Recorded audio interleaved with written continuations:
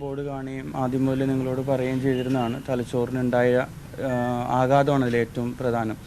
രണ്ട് കാരണങ്ങൾ. ഒന്ന്, തലച്ചോറിലുണ്ടായിരുന്ന ആഘാതം എന്ന് പറയുമ്പോൾ നീർക്കെട്ടും രക്തസ്രാവവും.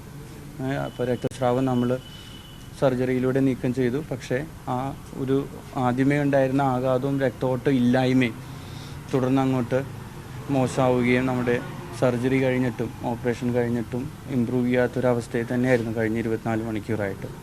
ഇന്ന് രാവിലെ ആയപ്പോഴേക്കും രക്തസമ്മർദ്ദം താഴ്ന്നു പോവുകയും നമ്മൾ കൊടുക്കുന്ന മരുന്നിനോട് തീരെ പ്രതികരിക്കാത്തൊരവസ്ഥയിലേക്ക് എത്തിച്ചേരുകയായിരുന്നു.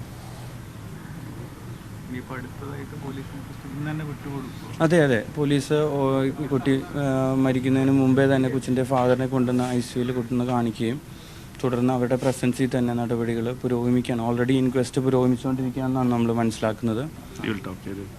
ഇൻവെസ്റ്റിഗേറ്റിംഗ് ഓഫീസേഴ്സ്, CI ഉൾപ്പെടെ എല്ലാവരും കുട്ടിയെ അവസാന സ്റ്റേജുകളിൽ ICUവിൽ കാണുകയും ചെയ്തു. നിയമ നടപടികളെക്കുറിച്ച് നമ്മുടെ ലീഗൽ എക്സ്പേർട്ട് സംസാരിക്കും. ഇപ്പോൾ കുട്ടിയുടെ ഇദ്ദേഹം പോലീസിന് ഹാൻഡ് ഓവർ ചെയ്തിട്ടുണ്ട്. ഇൻക്വസ്റ്റ് ഇപ്പോൾ ഉടനെ തുടങ്ങുമെന്നാണ് അവർ നമ്മളോട് പറഞ്ഞിരിക്കുന്നത്. ഹെൽത്ത് സെക്രട്ടറി അപ്ഡേറ്റ് ചെയ്തിട്ടുണ്ട്. ഗവൺമെൻറ്റിൽ നിന്ന് ചൈൽഡ് പ്രൊട്ടക്ഷൻ ഓഫീസർ വരുന്നുണ്ട്. അപ്പോൾ അവരെല്ലാം ഇൻഫോംഡ് ആണ്. വീണിട്ടുണ്ടായ മുറിവ് തന്നെയാണോ ഇത്, അല്ലെങ്കിൽ ആ മർദ്ദനത്തിൽ കൊണ്ടുണ്ടായതാണെന്നുള്ള കാര്യത്തിൽ നമുക്ക് എന്തെങ്കിലും ക്ലാരിറ്റി ഉണ്ട്? ബ്ലണ്ട് ഫോഴ്സ് തന്നെ നമുക്ക് പറയാൻ പറ്റുള്ളൂ. രണ്ടിനും സാധ്യതയുണ്ട്. അത് പറയണത് പോസ്റ്റ്മോർട്ടം ചെയ്ത് പിന്നെ ഡെഫിനറ്റ് കോസ് അവർക്കേ പറയാൻ പറ്റുള്ളൂ.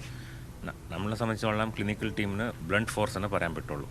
നമ്മൾ ആദ്യമേ ഈ കാര്യത്തെക്കുറിച്ച് ഒന്ന് ഡിസ്കസ് ചെയ്തിരുന്ന, അതായത് ഒറ്റ തവണ ഉണ്ടാകുന്ന ഒരു ആഘാതം. ഇപ്പോൾ വീഴ്ച എന്ന് പറഞ്ഞാൽ ഒറ്റ തവണ ഉണ്ടാകുന്ന ഒരു ആഘാതമാണ്. അപ്പോൾ അതുകൊണ്ട് തന്നെ ദേഹത്ത് പല സ്ഥലങ്ങളിലായിട്ട് പല തരത്തിലുള്ള, നമ്മൾ പറഞ്ഞില്ലേ, മുറിവുകളും ചതവുകളും ഉണ്ട്, പൊള്ളലുണ്ട്. ഇതൊന്നും ഒരു വീഴ്ചയിൽ നിന്നുണ്ടാവുന്ന അല്ല എന്ന് സംശയം തോന്നിയതുകൊണ്ടാണ് നമ്മളെ അറിയിച്ചത്. സാർ, അപ്പോൾ ചോദിക്കാൻ കാരണം എന്താ വെച്ചാൽ ഈ മർദ്ദനം ഏറ്റത് എന്ന് പറയുന്നത് തലയ്ക്കാണ്. അപ്പം അത് മാത്രമാണ് മരണത്തിന് കാരണമായിട്ടുള്ളത്. നമ്മൾ പറഞ്ഞില്ലേ, ഇതിൽ ഈ ഒരു നമ്മളെ സംബന്ധിച്ചിടത്തോളം നിങ്ങൾ മനസ്സിലാക്കാൻ, ഞാനൊരു കുട്ടികളുടെ ഡോക്ടറാണ്, ഒരു പിതാവാണ്. അപ്പോൾ കൊച്ചിനെ രക്ഷിച്ചെടുക്കുക എന്നുള്ളതായിരുന്നു നമ്മുടെ പ്രധാനപ്പെട്ട സംശയം തോന്നുന്ന രീതിയിലുള്ള എല്ലാ ക്ലാരിഫിക്കേഷൻസും നമ്മൾ ഓഫീസേഴ്സിനോട് പറയും. അവർക്കതിൽ അങ്ങനെയല്ല, ഒരു അസ്വാഭാവികത ഫീൽ ചെയ്തുകൊണ്ടാണല്ലോ ഇത്രയും ഒരു കേസ് മുമ്പോട്ട് പോയത്.